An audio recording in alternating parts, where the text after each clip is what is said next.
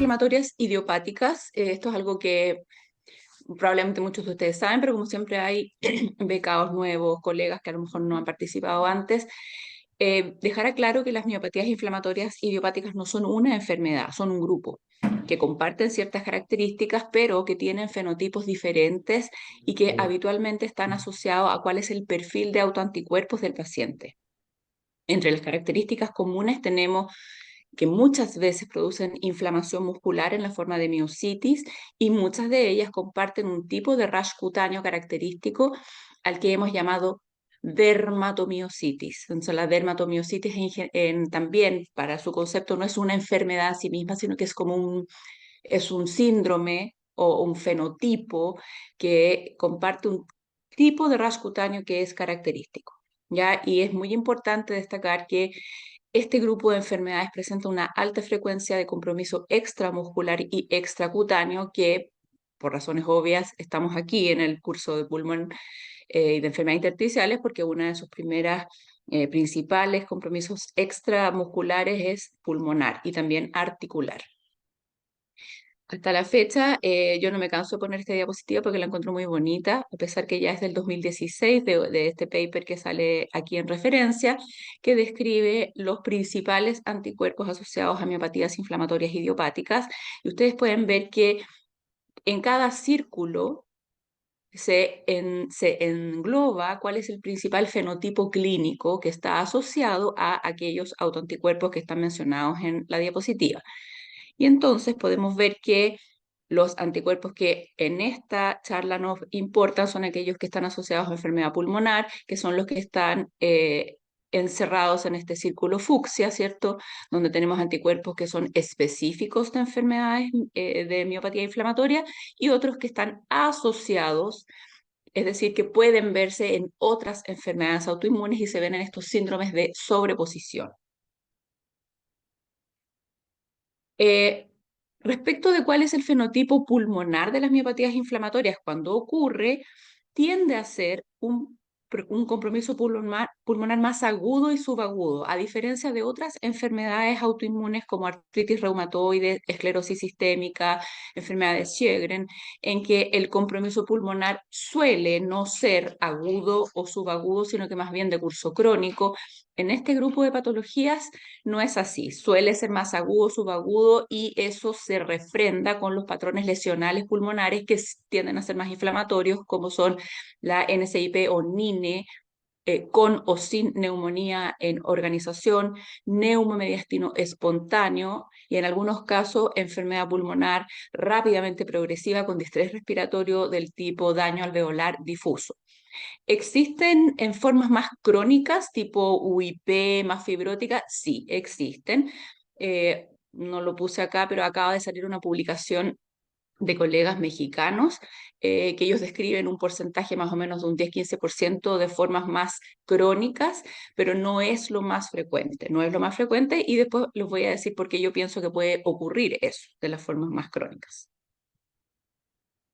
Entonces, nos vamos a concentrar en aquellos anticuerpos que son específicos de miopatía inflamatoria y que se asocian más a enfermedad pulmonar intersticial. Y ustedes pueden ver acá, tenemos los antisintetasa, ¿cierto? Los anticuerpos antisintetasa que dan un síndrome particular que se llama así, síndrome antisintetasa, que por ahora no tiene criterios de clasificación, pero estamos trabajando en eso, en un esfuerzo colaborativo de las sociedades internacionales ACR y EULAR, en un proyecto que se llama CLAS, en que estamos trabajando en realizar o, digamos, confeccionar los criterios de clasificación para este síndrome, que vendría siendo como un subgrupo dentro de las miopatías inflamatorias idiopáticas, y podemos ver que la mayor prevalencia de enfermedad intersticial se da en este grupo de anticuerpos y dentro de ese mismo grupo no todos tienen la misma prevalencia. Por ejemplo, el que ustedes probablemente más conocen es este, que es el anti-Jo1, que es el más frecuente de los antisintetasa. Sin embargo, su prevalencia de enfermedad intersticial es 70% de acuerdo a esta revisión. Otros anticuerpos antisintetasa que son menos frecuentes, PL12, PL7, más del 90% de los pacientes va a tener compromiso intersticial. Y lo importante, y aquí viene algo que es extremadamente relevante, es que muchos de ellos no tienen clínica extrapulmonar florida y evidente, por lo tanto es más difícil diagnosticarlo. Y la otra cosa que les quiero recalcar es que estos anticuerpos están dirigidos contra estas enzimas, que son las sintetasas que están en el citoplasma de la célula. Por lo tanto, al hacer un ANA por inmunofluorescencia, podría ser que el ANA sea negativo para la fluorescencia en el núcleo y que la fluorescencia esté en el citoplasma. Por lo tanto, les van a informar un ANA positivo citoplasmático. También tenemos el anticuerpo anti-MDA5, que también está dirigido contra una proteína que está en el citoplasma, por lo tanto también va a dar un ANA positivo citoplasmático, no nuclear, y este anticuerpo es importante reconocerlo porque es frecuentemente, el fenotipo asociado a este anticuerpo es frecuentemente amiopático, puede dar mucho rash tipo dermatomiositis y lo importante es que tiene la característica de más o menos en el 50% de los casos presentarse de una manera muy aguda, agresiva en lo pulmonar que puede llegar a la falla respiratoria catastrófica, paciente en ECMO que requiere trasplante o con una mortalidad muy alta. Es importante recalcar que los anticuerpos que son específicos para miopatía inflamatoria son mutuamente excluyentes. Es decir, si yo tengo un sintetasa Jo1, no debiera tener otro anticuerpo antisintetasa o un MDA5 u otro anticuerpo específico de miositis. Si hay dos anticuerpos presentes, uno debe dudar de la validez del test.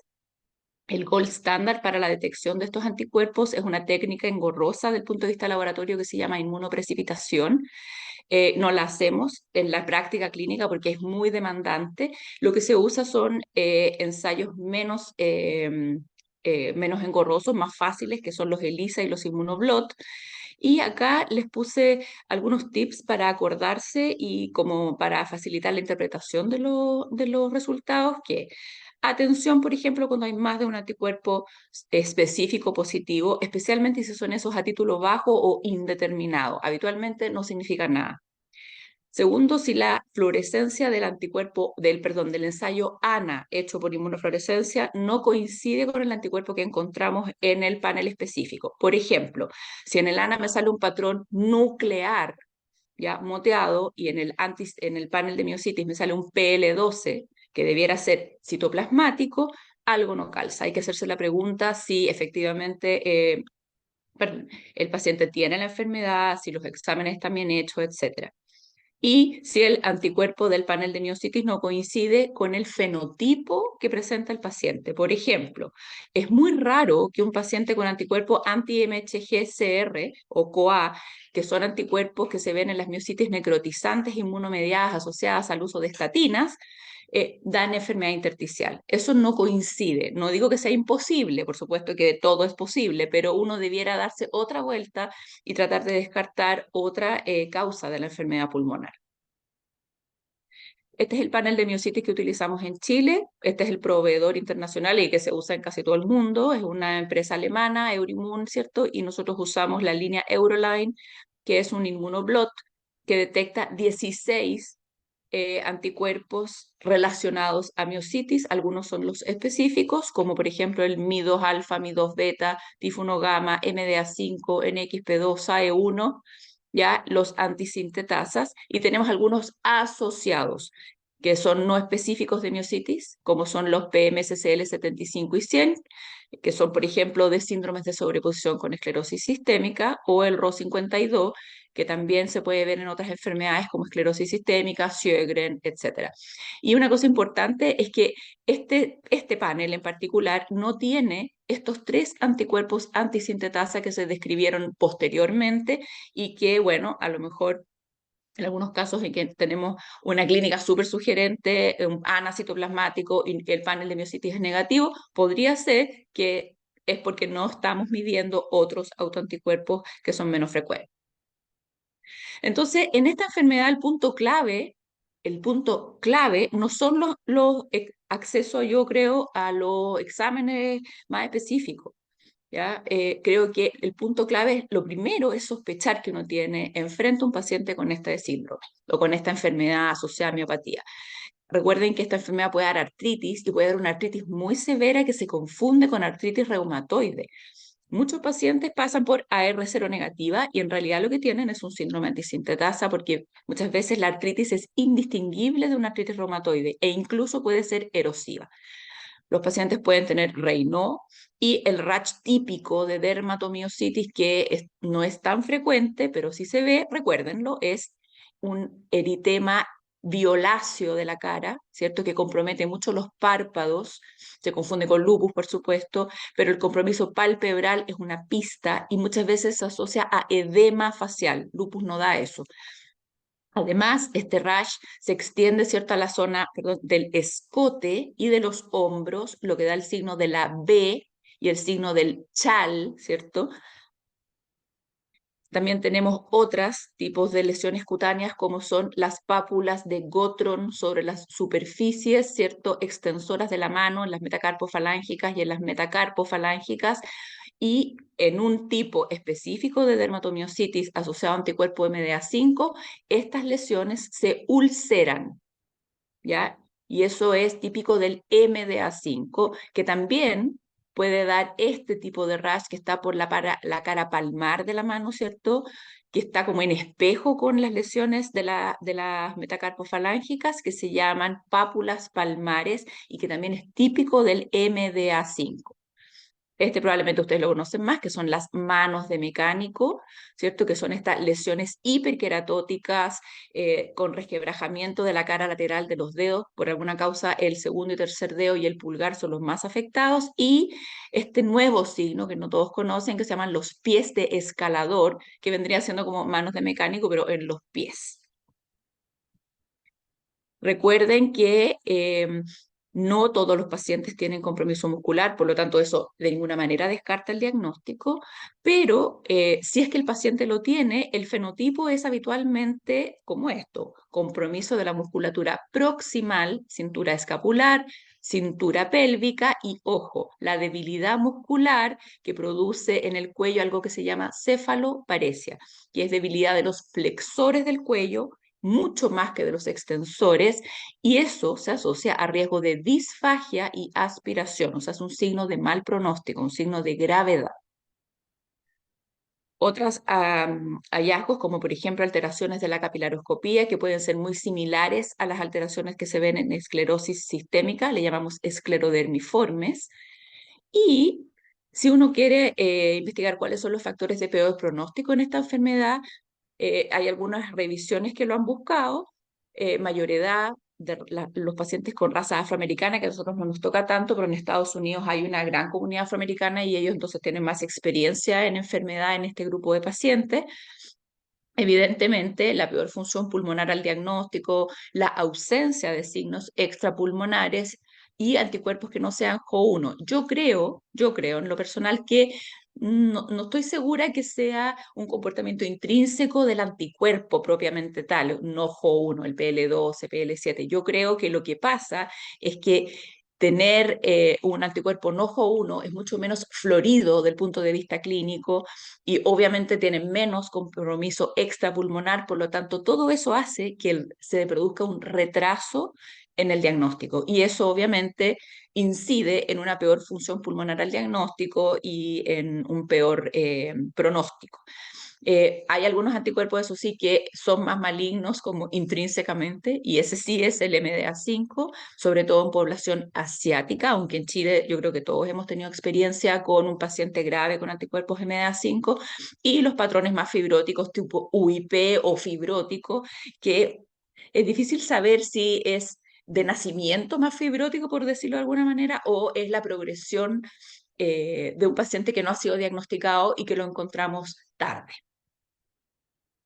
Y factores de buen pronóstico, este es una revisión que con mucho orgullo la muestro porque es una revisión nuestra de una colaboración argentina-mexicana-chilena, somos colegas que nos reunimos para hacer esta revisión y este paper, ¿cierto? Y lo que encontramos fue que en nuestro grupo de pacientes con anticuerpos antisintetasa y enfermedad pulmonar, perdón, anticuerpos de miositis, tener síntomas sistémicos desde el inicio de la enfermedad buen pronóstico. Tener obviamente un patrón mucho más agudo como neumonía en organización, mucho más fácil de tratar, mejor pronóstico, tener anticuerpos Jo1 también. Y obviamente tener síntomas extrapulmonares que nos den la pista, ¿cierto? Que estamos en una enfermedad sistémica, no en una enfermedad, ¿cómo se llama?, idiopática, y por lo tanto probablemente los tratamos antes y a tiempo.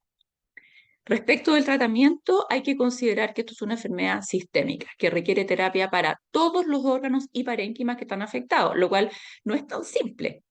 Ya recuerden que tenemos piel involucrada, piel y músculo, pulmón dominante, artritis, y por lo tanto no voy a repasar uno por uno todo este esquema. Esta presentación se las puedo dejar si la quieren ver, pero en relación a pulmón, vamos a ir a la parte que este curso está dirigida, ¿cierto?